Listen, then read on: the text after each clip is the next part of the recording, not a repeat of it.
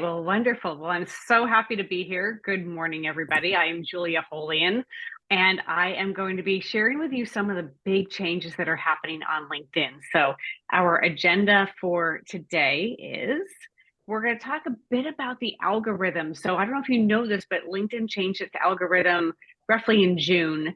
And then we're going to talk about a few other things that I would recommend to just find some success on LinkedIn. If you don't know this about LinkedIn, they're making over 100 changes every single year. Last year they made 104. The year before that, I think actually the year before that it was closer to 50. But this year they already announced that I think it was 97 changes, but I think it's been actually more than that. I have not heard of an updated number. Not all of those changes affect you and me. Some of those changes could be back in the Sales Navigator function or in LinkedIn Premium or in the creator mode or things that the recruiters are doing on their end. But there's still a number of things that do impact how a job seeker is going to navigate LinkedIn and some of the things that they want to know. So let's kind of dive right in. So we're going to start with one of the biggest things that went away this year that I'm actually very disappointed about was the cover story. For those of you who might have used this, you could only do it from a mobile device. You couldn't do it from your phone, but you could actually have a video that went along with your profile picture where you had 30 seconds, or I think it was actually 39 seconds, to talk about who you are and what you do. Kind of a place to put your elevator pitch. I thought this was a great thing, especially for the older job seeker, because there's a lot of resistance to hiring people who are older. We all know that. That's a whole nother discussion. But there isn't a lot of it comes around energy and feeling like that person's going to have the communication dynamics to sort of integrate and work with other people who are younger. And I thought the cover story video was just such a great place for people to showcase who they are and what they do and for people to kind of hear their communication style. So I'm not sure why it went away. LinkedIn is doing a number of things with the videos. On the one hand, they want people to put more images and videos on their profile, yet they're doing some other things where they're downplaying videos in, say, some of the posts. So I'm not really sure what their angle is on that. So we'll have to stay tuned to that. Other things, probably the big thing that's really changed is the skills section and where we're seeing skills on the profile. This is, I believe, being driven a lot by what recruiters are looking for and how they are looking for people to try to find people. It's all about the back end searching. So starting with the about section. The about section, you can now put in 5 top skills. Obviously, these skills need to be in your skills section. You can from here, populate that, but they're just the 5 top skills you want to be known for. My recommendation when you do this, much like when you were doing the headline at the top of your profile, make these skills or attributes or experience that will help you stand out against the competition. Meaning, unless you are going into a comms role, you don't need to necessarily say that you have strong communication skills. I would be using things that are much more tactical or much more specific to the type of roles that you're going to be jumping into. The soft skills, I don't think there's a place for that right now on the about section. Although in the about section itself, which we're not talking about all the profile sections here today, but in that about section where you have 2,600 characters to talk about who you are and what you do and why you do it, you can certainly weave in there all of those other extra things. Additionally, you notice that there are skills under each job. I would say put the skills in here that are really representative to the work that you've done. I would probably limit as a guideline up to 10 skills. I see some people putting in 15, 20 skills, and after a while, it's too much. Use this section as a place to stand out and use it progressively so that when somebody sees what you've done from job to job, they are seeing your skills enhance or become more targeted towards the roles that you are in today. Meaning if you're in accounting and you're a controller, maybe 7 jobs ago you did payroll, now you oversee payroll. I don't know that you need to put payroll in your skills. We're going to pretty much expect that as a controller, you've got some knowledge of that. One of the newer things that is in development right now, there's still a lot of beta around this, is demonstrating skills. Again, I think this is being driven by what recruiters are looking for and using as they are trying to find the right people. But if you look on this screen and you look over to the right and you see that demonstrate skills bar, if I click on that, I'm going to come up to this screen. So you can see it says demonstrate transferable skills. And right now, there's only 4 that are listed. I don't know if those 4 are just what I could pull up from my profile, if there's a different 4, if somebody was in, say, engineering or marketing or accounting, but this is what comes up for me. And if I click on, say, that first one, that human resources, I come up with this box. I think this is fascinating.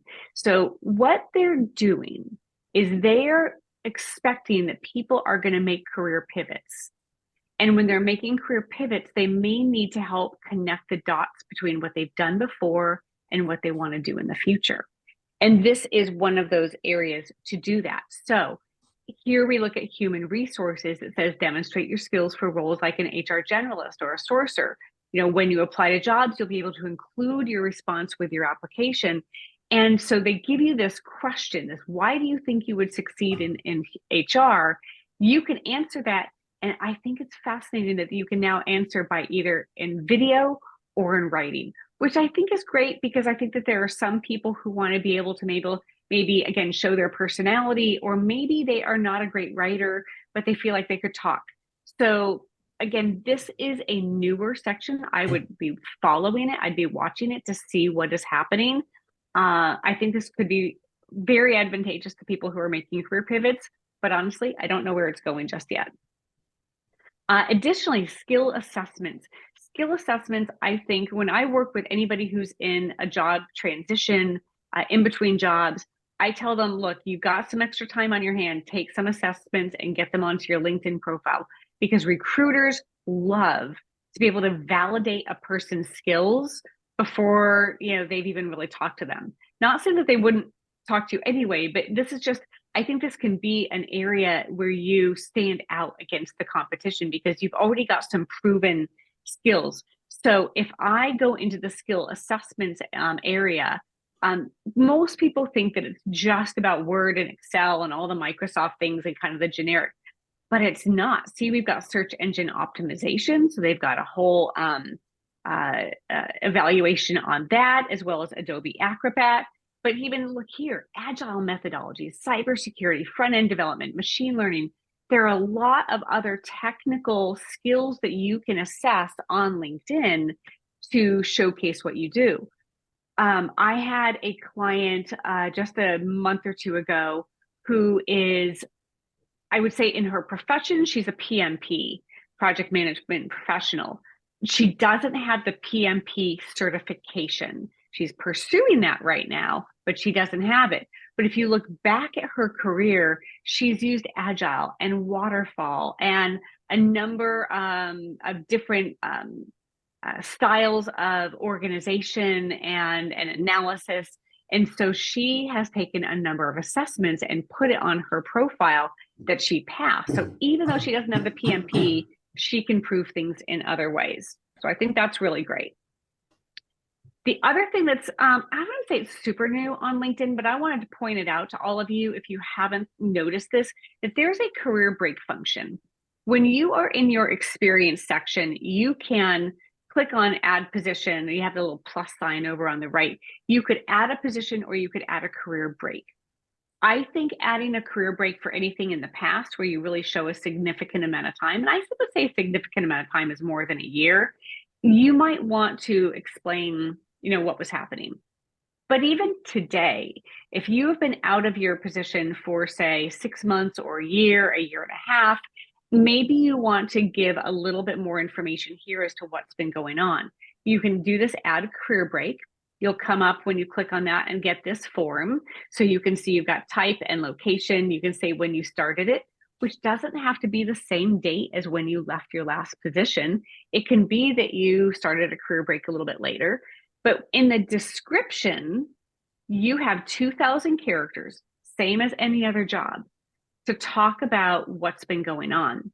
And I've had a number of clients who have done this where they've explained actually why they left their last job. They gave a little bit of an overview of those circumstances, that the company was doing great until they weren't, and they were laid off with 45 other people, and now this is what they're looking for.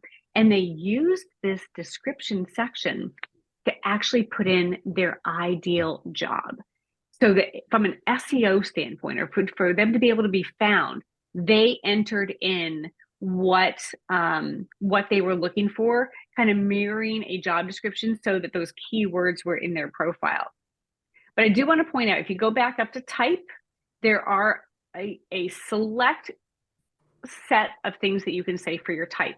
So again, you can see this list: bereavement, career transition, caregiving, full-time parenting, layoff, so on and so forth. You can decide what you want to use, and they are LinkedIn predetermined, so you can't set up your own. But I love this career break for anybody who's in transition, who's been out for a while. Gives you one more place to say, hey, this is what's going on, and it makes sense. Think of another story. I've got another client right now who she was in a really tough situation at a company, and she left a year ago, June. When she left, unfortunately, just a few weeks later, her dad took a turn for the worst, and then her mom took a turn for the worst. They both passed away about, I think it was 4 months and 6 months, respectively, after she left her last job. So she cared for them. And then after they passed, she had to handle the estate. So she used this career break to explain that she was, caring for her parents, and that she's finished all of that. And now she's really looking to get back into the workforce. And that was her way of kind of telling that story and maybe connecting those dots for somebody who is curious. You don't have to use this. Some people are resistant, but I did want to point it out. I would say the big thing to know is the algorithm of LinkedIn. So when I said LinkedIn's on the move, they changed their algorithm in June. But I want to start out by talking about the importance of your relationships and your connections. We recommend that you have at least 500 connections. I'll be honest, that number is kind of an arbitrary number that LinkedIn came up with about 15 years ago. If all of you remember way back when LinkedIn was still kind of young and getting its land legs, they said at that point, I think it was like 2007, they said if you had 500 connections, you were a lion, like you were a super connector. And so they gave us this little designation for the longest time, and then miraculously one night it just like went away, didn't say anything, it just poof, was gone. But the 500 connections is still important, because when you look at somebody's profile, if you're then 500 connections, it tells you that. It'll tell you the actual number. And if it's 500 or more, it'll say 500 plus. I think here in the Bay Area, I know not everybody on this call might be in the Bay Area, but for those who are, I would say you want, from a tech standpoint, to look like you're kind of up on technology, and LinkedIn is one of the big proof points on that. So having more than 500 connections says, hey, I'm connected. I know people, because companies do want to hire people who know other people, but I'm connected on LinkedIn. I embrace this tool, and so it gives you kind of a validation for being kind of, with it and on top of things. But as you build your connections, so I work with some people who've been at companies for 25, 30 years, and they come to me and they've got 17 connections. They never thought that they were going to need to use LinkedIn. Or some people who have 139 or 245, and they still need to build up this number. So here's kind of your punch list for how you want to build it up. I would start with what are called close ties. Those are your friends, your family, your neighbors, the parents of your kids' best friends, colleagues that you've worked with before, anybody that you sort of feel like if you passed them on the street that they would know you and say hi, and you would have a little bit of a chat. Just start with that. Doesn't matter what they do professionally, just start with those people who are close to you. But beyond that, LinkedIn is making a point of saying that they want people to have valuable connections. So for those people who might have, say, 30,000 connections, I know people who have that, LinkedIn is looking at that going, you're not using us the way we want you to. We want you to have valuable connections. So beyond your close ties, you would be looking at your profession and your industry as the most important starting points. Now, the difference, and I just want to point this out because sometimes people commingle profession and industry. Profession might be accounting, and your industry might be healthcare. So there's a difference there. You want to connect with a lot of people in that profession, that accounting or marketing or engineering or sales, whatever it may be, as well as your industry, whatever that might be. That could be accounting, that could be healthcare, it could be hardware, software, SaaS, medical device, biotech, anything. But connecting with people in those circles is really important for you in a job search because recruiters are looking for people in those areas. Those, you may not all know my background, but I spent over 20 years as an executive recruiter in accounting and finance, which is why you're going to always get accounting and finance examples from me. But I was a recruiter. I used the LinkedIn recruiter platform. I was always searching for people. I belonged to groups. I connected very high with, or I had a lot of connections in that accounting and finance. From an industry standpoint, I had to be all over because I worked mostly in tech and manufacturing and service, but that can mean a lot of different companies. So I had to be connected to a lot of people in those areas. And the candidates who are connected to a lot of people in those areas get more found by recruiters, which kind of goes to this pro tip. You want to increase your first degree connections a lot so that you increase your second and third degree, because the more you know in your profession or your industry, the more you're also going to have that, like that extra rung. Let me just give you a little bit of background on this. When a recruiter is searching, they have a different platform called LinkedIn Recruiter that most all of them are using. So when they go to search for you, they are going to put in their keywords. They're going to put in probably a zip code and a certain mileage from that. They're going to put in maybe industry. They are probably going to work off of a number of different titles. And when they get their search results are primarily sorted first by their first degree connections, and then their second degree connections, and then their third. So if you and I are connected, we're first degree connections. But my first degree connections are your second. And my second degree, or my first degree connections, or my second degree connections are then your third. So if you think about where they're looking at their search results, they only see 10 results to a page, although I think on their LinkedIn Recruiter, they can maybe expand that so they can see more. But they're going to see their first degree connections first, and then their second, and then their third. Imagine by the time they get to their end of their second degree connections, they could easily be 200, 300, 400 names in. They're probably not going to go to 1,000 names out. So you really want to increase your first degree connections so that you increase your second and third degree connections as well. So when you're thinking of connecting to people, go ahead and connect to the person who only has 17 connections, but also connect to the person who has 500 plus, because that really incrementally, exponentially helps you. I also would say geography is a big component to this. So you want to make sure that wherever it is that you want to work, that you have a lot of connections in that area. This applies in the last few years, of course. We've known so many people who moved to different states and relocated during the pandemic. And even after that, I work with a lot of those people to build up their connections in this new town that they are going to. But even for you locally, you want to make sure that you have a good concentration of connections in the geographic area. So I'll give you another example. I've got a friend of mine who I grew up with, actually, who lives out in kind of the Manteca area in the Central Valley, but he works on the peninsula. I don't know if he's in Redwood City or Foster City or something like that. So he's got this long commute. Well, we talked about his LinkedIn profile, and we determined that the LinkedIn profile, we gave him a zip code in there that was actually closer to where he works and not to where he lives, because he wanted to, keep working, where he does, and have people reach out to him in that sort of geographic area. So you want to make sure that you are geographically bound and make connections in that area.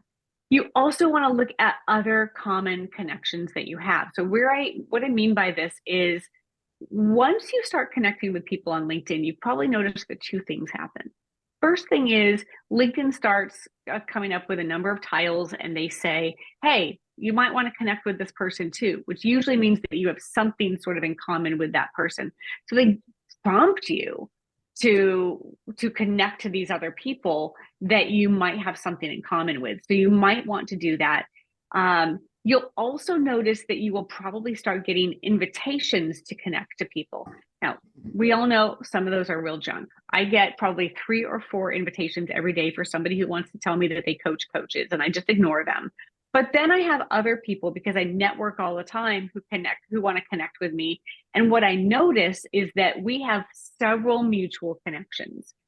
So when you're looking at building up the numbers that you have in your connections, think of those people that you have in common as well. So if somebody sends you an invitation request and you have 10 people in common, like this group is a perfect example. You might not, if it weren't for Career Action Ministries, you might not connect with some of these people, but that's something that you have in common. So connect with those people, because that can also help the algorithm. I would also connect with people who talk with decision makers. This is really important. If you are looking to get into a company, you can certainly try to go through recruiters, but the people who are talking to the people at the top are your bankers, your attorneys, your insurance professionals, CPAs, other sales professionals, sometimes even coaches, certainly recruiters. But you want to connect to those people who are talking to the C-suite or the VP level or the management level who are hiring. So think about that when you're, as we talk, for the rest of this morning, about who you might connect with. And wrapping this up, I want to share with you, last year, in November of last year, LinkedIn published a report of a 5-year study they did about how people found LinkedIn, how people found new jobs through LinkedIn. Over 70% of the people who got jobs through LinkedIn came from what they called weak ties, which was people creating a strong enough set of first-degree connections that they had a high number of second and third-degree connections, and that's how they were found. They also ended up connecting with some of those second and third-degree connections, again, those prompts that LinkedIn often gives us, and those led to interviews that led to jobs. So if you need a validation that connecting to more people, but connecting to the right people is going to help you, that weak ties report could be very helpful. And you can just Google that on LinkedIn and say LinkedIn weak ties report, and you'll come up with several articles on it. So let's now kind of look at other things about LinkedIn's algorithm that changed. And it really comes around, like, for people who post. So not all of you maybe are posting, I get that, but I did want to share this because I think that there's some relevance even to the job seeker. So one of the things that LinkedIn did is they kind of polled, as I understand, I didn't get a poll, so I don't know where they did this, but they asked people on LinkedIn what they were looking for. Because one of the things they noticed that was that during the pandemic, all of a sudden people were working from home, they were taking walks, they didn't have business environments that they were in, and everybody started posting pictures of their pets and their home improvement projects and so on. And what LinkedIn has decided, and when they changed their algorithm in June, they said, you know what we have learned is that people don't want to see so much of the personal stuff. They can see when somebody's like maybe gotten a new job. Those are great because that's career oriented, but they don't want to see all the personal photos. What they say people want to know now is they want to learn from LinkedIn. They want to sharpen their saw. They want to get better information. So for people who are posting, creating content, the recommendation is that they stick to business and marketing topics. Those non-professional posts are not being sort of rewarded. And when I say rewarded, I mean LinkedIn in the background, they kind of decide what is going to be seen. They decide what they're going to promote and what they're going to downgrade. So it's not just, you don't really have all the control over that. They have a lot of control. And so the non-professional posts, they're like, unless it gets a lot of comments and activity, I'm not going to do a lot with it. So keep that in mind, that you, even when you're commenting, and we're going to be talking about commenting, you want to keep this more to like, how is this useful to somebody else? The other thing that LinkedIn is prioritizing now is that content from your first degree connections, you will start to see more of. We know that if you go back 6 months ago, if you were to create any kind of a post, you never really knew exactly where it was going to land. Like, who sees this? And now what LinkedIn is doing is they are making sure that you see more of what's coming from your first degree connections, and whatever you put out is going more to your first degree connections. Around that, I would say there's this EEAT, which is when you are posting, focus on the EEAT, which is your experience, your expertise, your authoritativeness, and your trustworthiness, because those are the things that LinkedIn determined were most valuable to its members. Share knowledge, advice, opinions, those are the type of things that they want to see. They also are checking, though, to make sure that what you're talking about is within your domain and your area of expertise.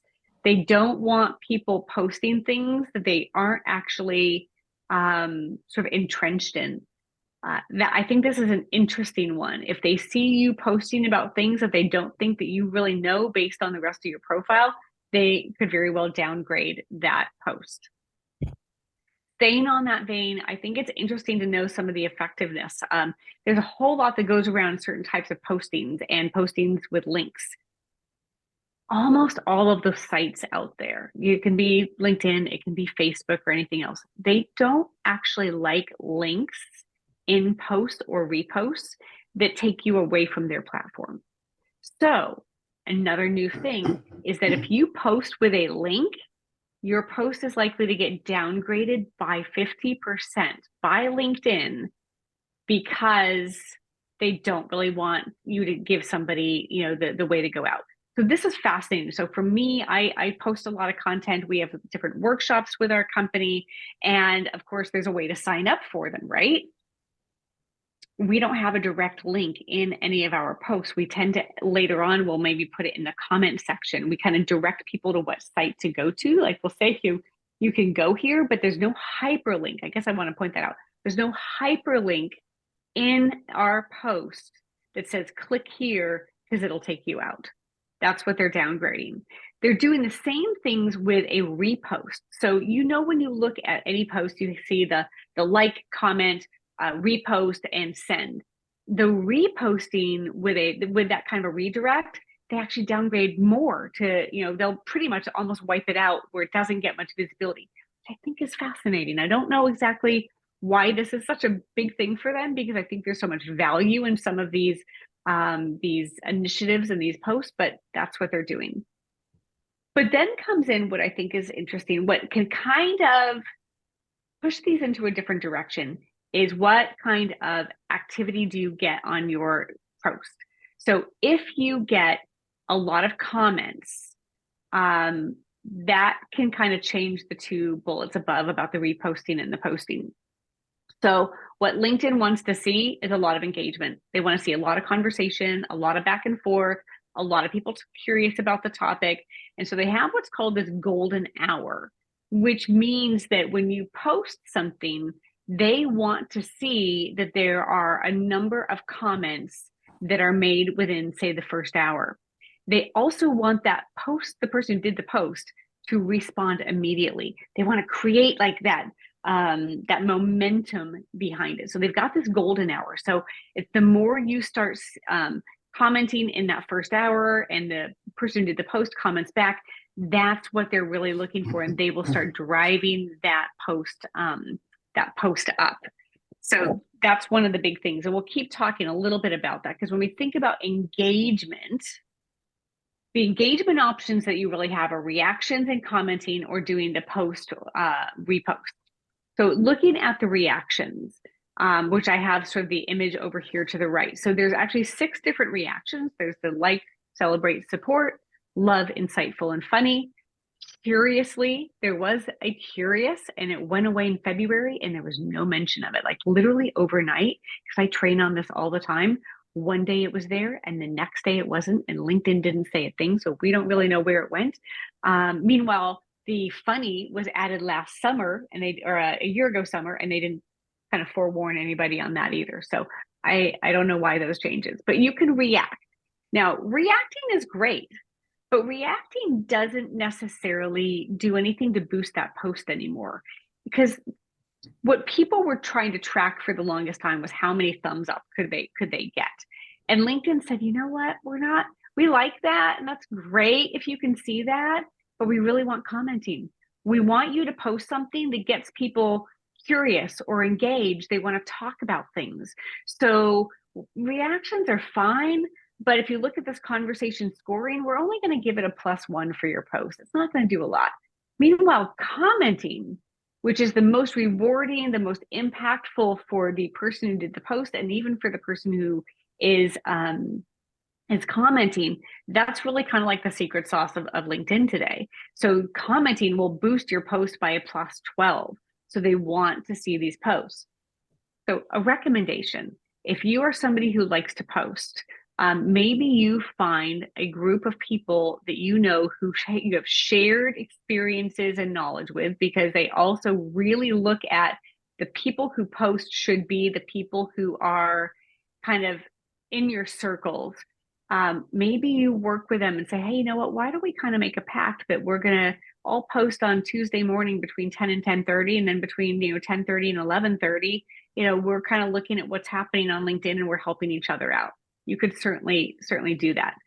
But they're looking for people who, again, are kind of within whatever your professional and your industry and your inner circle.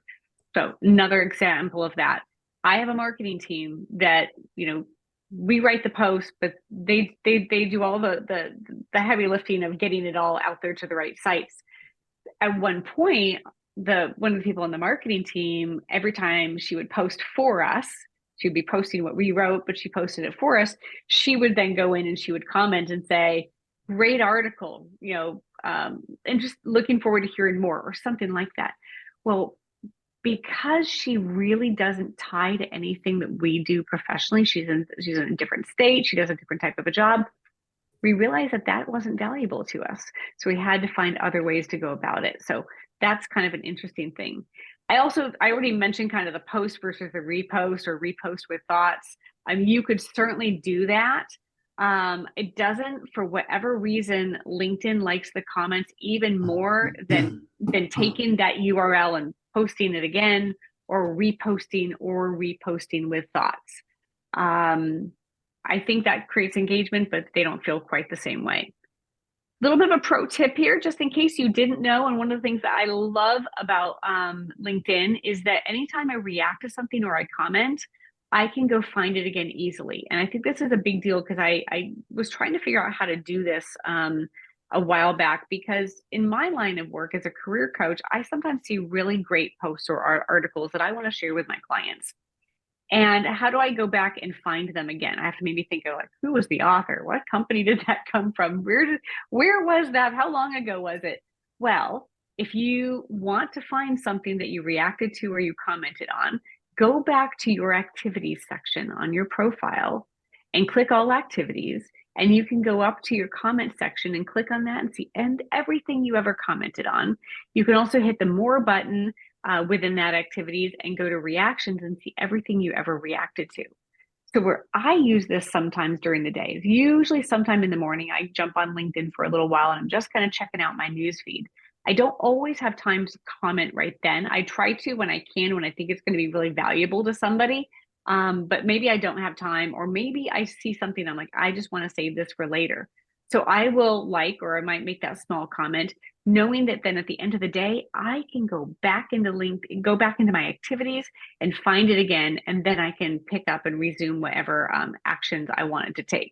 So if you didn't know that there's an easier way to find those things that you saw before that you were interested in, just give it a thumbs up or a celebrate or something like that. And you can always go find it in your reactions.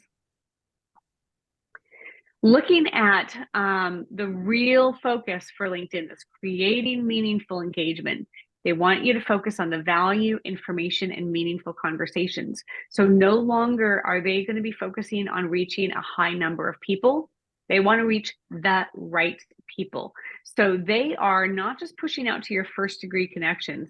They are going to be pushing things out, and you're going to see in your news feed those things that align with whatever is in that post. So the keywords in that post can be very important, that they might align with a profession or an industry or people who have similar things in their profiles. So they're trying to make sure that when you open up your LinkedIn and you look at your newsfeed, which is right down the center, that you are getting content in there that you care about. And they're trying to do that for everybody else as well. So that's the biggest push. And then, as I said, they want then for people to start, making comments or asking questions. I think asking questions is one of the best things that you can do. So, for example, maybe you see a post that some kind of an event is coming up, and you might go in to make a comment and say, I'm gonna sign up for this event. It looks really great. I'm curious, will you be talking about these other topics? Maybe you sort of do that call to action. Get the person who did the post to respond and maybe give you more information. Maybe it's a white paper or something else where somebody's just sharing some useful information. But maybe you can throw in there that you've had a similar or a different experience and showcase that. Or you might even ask a question and say, can you expand on this that you talked about? So that you are creating a reason for that original poster to respond to you. The other thing, and I've sort of already mentioned this, but LinkedIn is making sure that the people who are commenting are coming from the right people. So again, you don't want like the admin who does the posting to be the person who's commenting. So more on the commenting, because this is the secret sauce to LinkedIn. Those short feel-good comments aren't going to be helping anybody. So when you see somebody who, for example, got a job, we're seeing these all the time, right? Somebody adds a new position on their profile. LinkedIn says, hey, do you want to create this post that says that you got this new job? And you're like, yes, I absolutely do. And so you see this little post that comes up where the confetti flies in the air and they say that they're starting a new job at a certain company. A lot of times people want to comment back and just say, congratulations. What you can actually do that LinkedIn values is if you put in something that's more valuable to the person who did the post. So instead of just saying congratulations, you might say, hey, congratulations on your new job. They are so lucky to have you. I remember when we worked together on that implementation project last year, and you were 100% my go-to person for these types of questions. Maybe you expand on that a little bit. I wish you all the best in this new job. They're going to be learning, these things from you. Anything that you can do that kind of, showcases what that person is all about. You will be elevating that other person. So think about the value of this. If you see somebody who got a job and you add in that kind of information, and then the other people, because a lot of people will see that post because all the first degree connections should be seeing it, so, assuming that they are looking at their news feed. All these other people are going to be looking at the comments, and you have said something substantial. And one of the goals in LinkedIn is to get people to want to know, who's that? Who are you? And so if you said something substantial, the other people who are reading that post are more likely to go look at your profile. And that's one of the big keys here that you want as a job seeker, is for people to look at your profile, not just because you came up in a job search, but because you did something else on LinkedIn that got them really curious about who you are. Like, wow, that person was really generous. They said all those really nice things about that person. That was fantastic. I loved that. I want to go see what they do for a living. So they're going to go over and look at your profile, and that's how they might be able to connect the dots that you are right for a position that they know of that's open. So when you're doing this, some other guidelines, they recommend that you acknowledge whoever did the original post. So again, even if this is in a celebratory, you got a new job, tag the person in the post. If it is not about a job and it's something else where somebody has shared information, still maybe say thank you and tag the person who did the post. Restate some of the key points of whatever this article is. Share your own insights. Tag other, people or other, authors or connections within that post. Also, we recommend that you use hashtags. Hashtags are really how the internet works, and you're going to notice that in most posts they already have at least 3 hashtags because LinkedIn recommends 3. I would use those hashtags. Again, maybe you use 1 or 2 of your own, but hashtags are when somebody searches on Google or Bing or anything else, that's how how those search results are coming about, is because of those hashtags. So utilize the hashtags. Tagging and hashtags are really big in LinkedIn. But the big thing is to make sure that people become curious about you because you're adding in something important. So finding success on LinkedIn, I would just want to throw in some other things that I think are going to be useful for you. Starting with following companies and following people. So when you follow, say, Workday, you're going to pull up Workday in a search and you're going to click follow. This is where you might have a list of companies that are kind of like your target. I recommend having at least 25 to 50, target companies that ideally you might want to work there, but more than anything, you want to learn more about them. They're on your radar for some reason. Maybe they hire people like you. You've heard other people say really good things about them. They're in your marketplace. They're in your profession or industry. So that's what you want to start with. But you want to follow those companies. And when you follow the company, so let's say I clicked on Workday and I said, click follow. Now I go to their page and you can see that I'm following them because you've got the little check mark. But notice to the far right that there is a bell.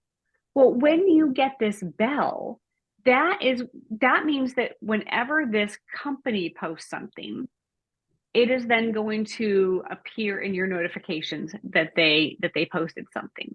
So your notifications almost become like a to-do list for you. I love that about the notifications area, is that, okay, these are things I want to follow up on and I want to pay attention to.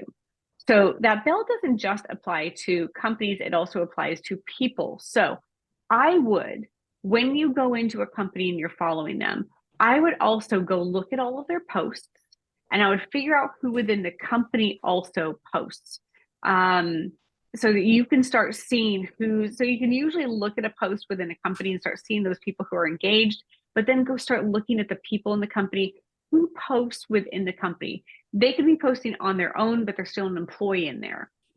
You want to comment on the company post. You want to comment on the post that people within that company are making, because again, the goal is to get people to go look at your profile because they're like, wow, that person said something really useful and I'm going to look at them.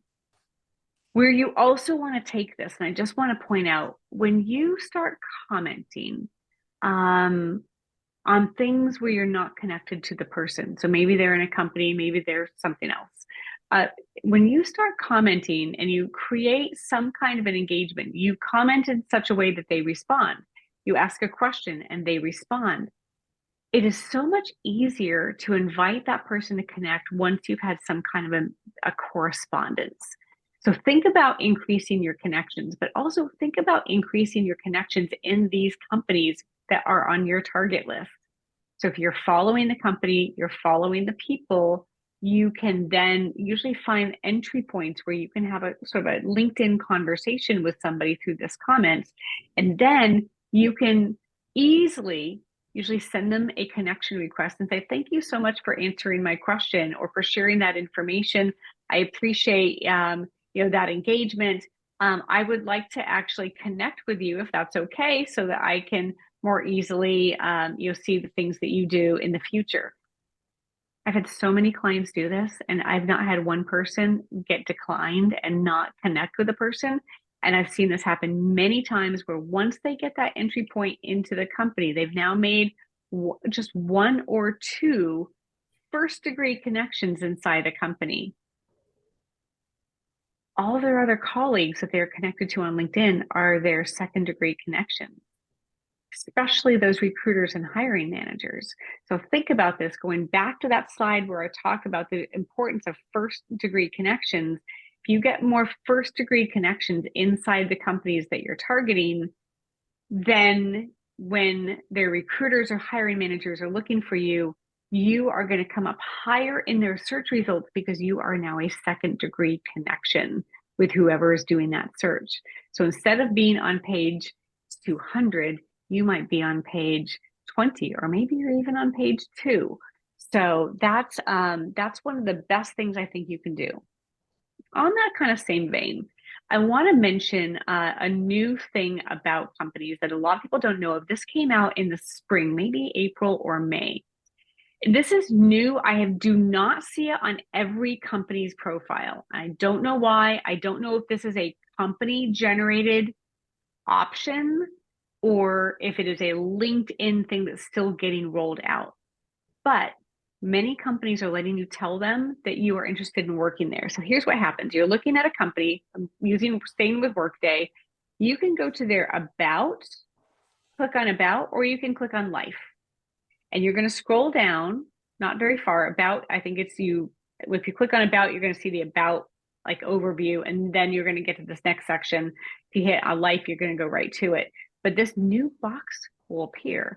And it's called Interested in Working with Us in the Future. Privately share your profile with our recruiters. You'll be noted as expressing interest for up to a year. So you can click on that, I'm interested.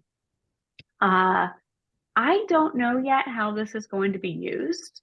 I don't know how actively recruiters inside companies are using it. I think it's kind of fascinating. I think this is one of those things that they're testing out a little bit. Will recruiters find this valuable? But here's how I look at this. I don't know how they can view this on their end, but assuming on their end, they can enter in a job description and then they can say, I want to go do a quick search on all those people who've already said they want to work here. And I'm going to start with that before I even go do a regular LinkedIn search. And I'm going to see if anybody who's already expressed interest is a match for this job. So go check this out, see how this is working. Again, it just came out. And I don't know if this is going to be a forever thing, but I think it could be a game changer for a lot of people who are trying to get visibility inside of a company where otherwise they don't feel like they have that. I also want to encourage you to join groups on LinkedIn. And this is another area that LinkedIn is looking at. How can we freshen this up? How can we make this more appealing? I've used groups for years. So when I was a recruiter, I think you can belong to, it's either 30 or 50 groups. I should remember that, but it's several groups. When I was a recruiter, I was a finance recruiter. I belonged to probably 25 different finance and accounting groups. I belonged to all the big four groups, the different groups for like CFOs, for VPs of finance, for controllers. There were a ton of groups on LinkedIn that I belonged to. And I would do that because here's what people don't know. Remember how I told you that when a LinkedIn recruiter does a search, they see their first degree connections, then their second, then their third. If you share a group with that recruiter, your profile may very likely get spliced in there. So I thought it was always interesting where I would run my search and I'd still be in my first degree connections. And I would actually see somebody who was in a group in there. I don't know why they landed in there, but they did. Same with my second and third. As I kept going down the list, I would see some people in there that I was not connected to. I could have been a 6th degree connection with them, but we shared a group. And because they matched the criteria of what I was looking for, LinkedIn was putting them in there. So I think that is valuable. So think of it when you go into groups, though, you can view all their members. You can engage in conversations. So viewing all their members means if this is a group that has 2,000 members and you're in the same profession or same industry, you're now able to look at a whole different set of people that might not otherwise come up unless you kind of did some other sort of a search. But you can view all those members and you might have an opportunity to even send them a connection request and say, hey, we share a group. Would you be open to connecting? But where I've seen this also become very valuable is there are often discussions that happen in that group. And so you could engage in that discussion and add in your 2 cents and do kind of what we've already been talking about of saying something valuable, which gets other people in your group then to look at you. And of course, you're looking at groups where you already know you have something in common because you're sharing usually a profession or an industry or something like that. You can engage in that conversation, add your insights and get other people to look at you. You can also ask questions. So where this came up, probably my best story on this is I had a client who was interviewing at a company, and that company used a software that he had not used.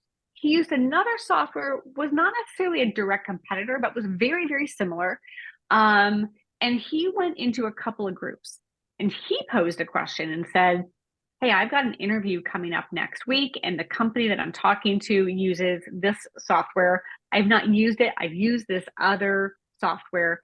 Can anybody chime in with what they know about the similarities or differences between the two softwares, or give me some insights into this software that they use so that I can prepare for the interview? And a number of people commented back. And so he ended up having some really good open discussions in this group about the different softwares. And he felt so much more prepared going into the interview. So this can be this other type of a network where you can connect to people, where you have something shared professionally, and they can support you and you can support them. But again, I said also raise the visibility in your recruiter searches. You may show up on page 10 instead of page 100. An interesting thing I should note, let me just show you kind of a visual of groups. When you're looking at groups here, this is kind of what groups might look like. I think I went into the search bar and I just said, groups in California, and this is kind of like a sampling of what it looks like. Here's what my groups look like at the very top. These are some of the groups that I belong to. So you can see they're different. Some have only 2,800 members. Some have, 13,000 members. They're different sizes and they're different sort of areas. But a new thing that's about to come out is this active group. Some people worry that they're looking at these groups and which ones, when you go do a search, you're going to see some groups that have 2 people in them. Just ignore those. But they also want to showcase groups that have engagement happening inside of them. So they are now looking at putting out this badge on groups that say active group. So when you are looking for the right group to join, you can see that, and that might indicate that that's a group worth joining. So I just kind of want to leave you with sort of these thoughts. When you are looking for your success on LinkedIn, your number one goal is to do things that get people to look at your profile. A lot of people think of that in terms of applying for a job, but it's this engagement and being creative and being thoughtful and sharing ideas and asking questions. That's what gets people to say, I don't know this person. Who are they? I want to go look at their profile. So that is your number one goal when you're in a job search. And I think it's the one thing that people don't really connect the dots and think of is if I'm on LinkedIn and I'm not comfortable being on LinkedIn, think of that end result. The more I'm on LinkedIn and I'm engaging, the more likely I'm going to get people who are not in my circle to go look at my profile. I would also recommend, if you aren't doing this right now, you should be on LinkedIn every day. I used to say this could be coffee or cocktails, but I would say for me, it's usually when I'm eating my sandwich or salad at lunch. I go on LinkedIn. I'm on it for usually a good 30 minutes. I'm reading everything. I'm learning. I look at it like it's my newspaper. It is where I'm finding out what's happening in my backyard, in the marketplace, with the people who I care about, who are in my circles, and I'm trying to help them by commenting on their posts. I'm trying to help them by getting other people to go look at them. So being on LinkedIn is really your big starting point. I would also recommend that you make small changes to your profile every other week. So a lot of people don't know this, but when it comes to your LinkedIn profile, you want to kind of like get the cobwebs out. And when you're in a job search, I would recommend that you are making little random changes on your profile every other week. It's a lot like letting the phone or your computer battery die out and then starting it again. It just kind of clears things out. So for me and my clients, I usually say just go to your headline and shuffle what you have up in your headline. Because most of my clients don't have just like a sentence. They usually have specialties, areas of expertise. And I said, go shuffle those around. That's enough. Or maybe just go look at the wording in something else. When you change the general wording on LinkedIn, it doesn't notify anybody. What notifies people of changes is when you make things that have like their events, they have some or dates or things like that. So they're not gonna notice if you just change words around. I would also make sure that you are visible to others. So look at this screen. If you go into settings and privacy, you click on visibility, and then you click on profile viewing options. The very first thing there is to let people know what they see. I would recommend that you open it up, that you let them see your full name and headline. Don't privatize things. The people who privatize things, nobody knows what to do with that. You are discouraging people from finding out who you are. And when you're in a job search, it's really important to make yourself visible. I even think when you're not in a job search, you're not putting anything on LinkedIn that is about your personal life unless you choose to do that. This is your professional profile. You're not showing pictures of the weddings and the kids and the good and the bad on your LinkedIn profile. You get to control all that. So I would open things up. I would also view other people's profiles. So don't just make yourself visible to others when you look at them, but make sure you're doing that. So again, if you have this target list of companies, just every day say, okay, I'm going to tackle 2 companies every day. So in that 20 to 30 minutes, part of what you do, you say, okay, I've got this list of companies. I'm going to go look at these 2 companies today. And those 2 companies go and start looking at people's profiles. The more you look at their profiles, the more likely they're going to look at you. Now, we all know that you also want to engage in meaningful ways, so definitely consider doing that. But you can only do that if you're on LinkedIn. And lastly, I would consider getting LinkedIn Premium, even if it's just temporarily, and even if you get it for free. You can get it 30 days for free. But I'll tell you, if you know a LinkedIn Premium member, somebody who's paying for it, they usually in their back end, they can give it to you for 2 months for free. They can author that. So I do that with my clients oftentimes. I will give them 2 months free and they can then check that out. And then if they want to pay for it after that, they can pay for it on a month-to-month basis. But that LinkedIn Premium has a number of different features. I'm not going to go through all of them now. We could always talk about it in the Q&A. But one of the LinkedIn Premium features is that you have a better view of who's looked at your profile. So if you are looking at their profile, they're more likely to look at yours. You can get a validation that they've looked at yours. You can decide if you want to reach out to them. That's kind of a whole nother discussion of do I try to connect with them or not? But I think LinkedIn Premium for a job seeker